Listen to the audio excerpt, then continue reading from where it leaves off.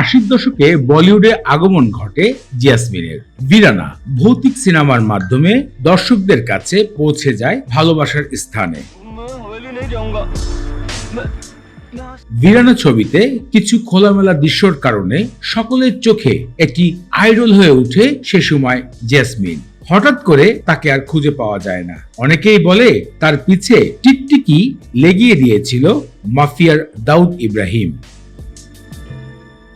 ভারতীয় সংবাদ মাধ্যমে একটি প্রতিবেদন প্রকাশ হয়, যেখানে ভিরানার হাজার হাজার দর্শকের ভেতরে মন কেড়ে বসে মাফিয়ার দাউদ ইব্রাহিমের। আর সেই কারণে তার পিছে দাউদ ইব্রাহিম বেশ সময় ধরে লেগে থাকে। তবে 80 দশকে জেসমিন দাউদ ইব্রাহিমকেও পাত্তা দেয়নি। আর সেই কারণেই ক্যারিয়ার থেকে সরে গিয়েছিলেন জেসমিন। এমনকি তার ক্যারিয়ার পুরোটি নষ্ট হয়ে যায় বলে অনেকেই দাবি করে। তবে এগুলো নাকি এখন পর্যন্ত গুঞ্জন, সত্যতা কেউ জানে না। 2017 সালে ভিরানার পরিচালক স্যাম র্যামোস দাবি করেন মায়ের মৃত্যুর কারণে ক্যামেরার থেকে সরে যান জেসমিন, আর তিনি কখনোই সিনেমায় ফিরেননি, বিদেশে পাড়ি জমিয়েছেন।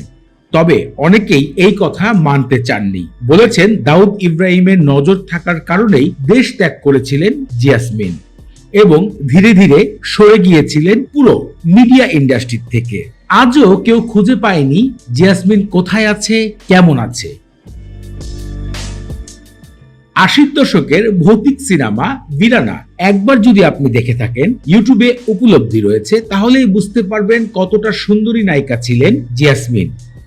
এতটা খোলামেলা দৃশ্য 80 দশকে জেসমিন প্রদর্শন করেছে, যা এখন পর্যন্ত বলিউডের সর্বোচ্চ খোলামেলা দৃশ্যে এবং রোমান্টিক দৃশ্যের যেন শ্রেষ্ঠ হিসাবেই ধরা যায়।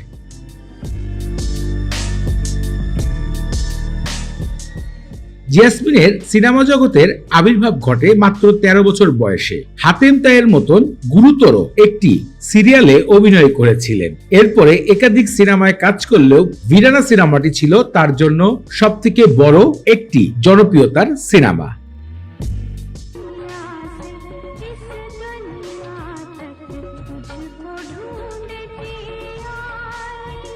দর্শক, এই তো ছিল হঠাৎ করে দাউদ ইব্রাহিমের কারণে বলিউড পাড়া থেকে হারিয়ে যাওয়া 80 দশকের জনপ্রিয় নায়িকা জেসমিনের একটি তথ্যচিত্র। আপনার কাছে এই বিষয়টি কি মনে হয়? মূল্যবান মতামত কমেন্ট করে জানাবেন।